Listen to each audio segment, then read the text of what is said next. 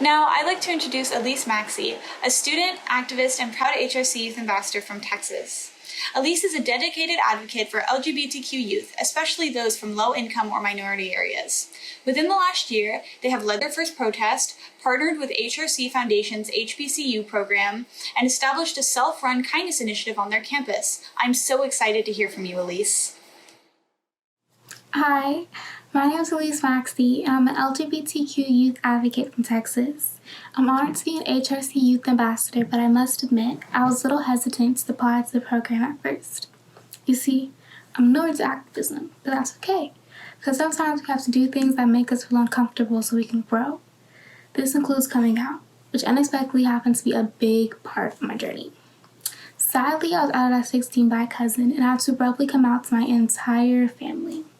I always knew I was lesbian, but I never shared this with relatives or others because I didn't think I had to. It may just be me, but I've never seen a cis straight person have to come out and explain to the world that they're straight. I didn't see anything special about being queer because I honestly considered it normal. It didn't dawn on me until I started to understand the negative biases that society in general has about LGBTQ people and the misinformation that far too many people believe about us. Feeling forced to come out is a nerve-wracking, traumatic experience. For me, it felt like having your most personal details plastered all over Times Square. Just imagine having something so private and personal being shared with others without your consent. I'm certainly not ashamed of my identity, but it was traumatic being forced out. Coming out is a very personal decision, and it can affect a person's safety. Nearly 40% of the homeless youth population identifies LGBTQ, many of whom were rejected by their parents or caregivers.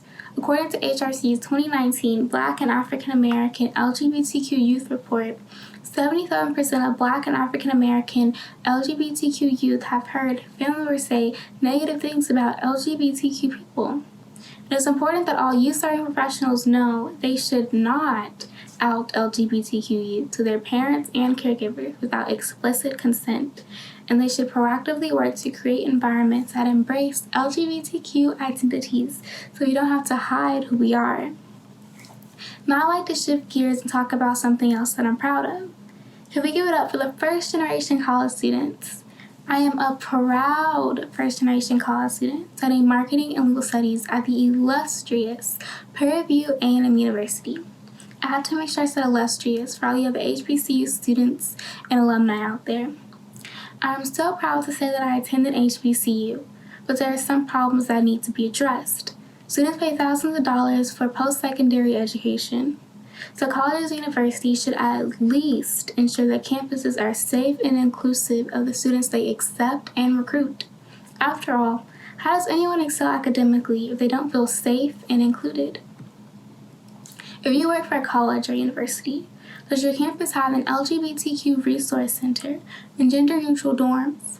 Does the school have LGBTQ inclusive non-discrimination policies? Are staff trained in including and affirming LGBTQ students? These features help LGBTQ youth thrive in academic institutions, but are far too rare. God knows the amount of discrimination and even physical violence that has happened to LGBTQ students, primarily trans and gender nonconforming students.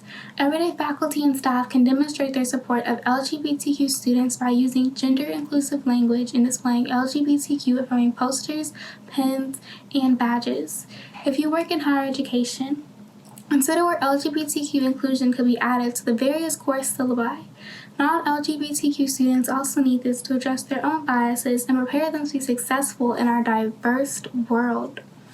Though LGBTQ acceptance has grown a lot in the last decade, we all need to do better at supporting LGBTQ youth and addressing anti-LGBTQ biases. This is even more essential for LGBTQ youth of color and other marginalized identity youth. We are literally being killed on the streets. 2020 was the deadliest year on record for trans and gender nonconforming individuals in the U.S., primarily trans women of color who are being murdered. We need folk like you all to stand up and advocate for our safety and inclusion, and to fight oppression in all of its forms. Because when you do, we will thrive. Thank you.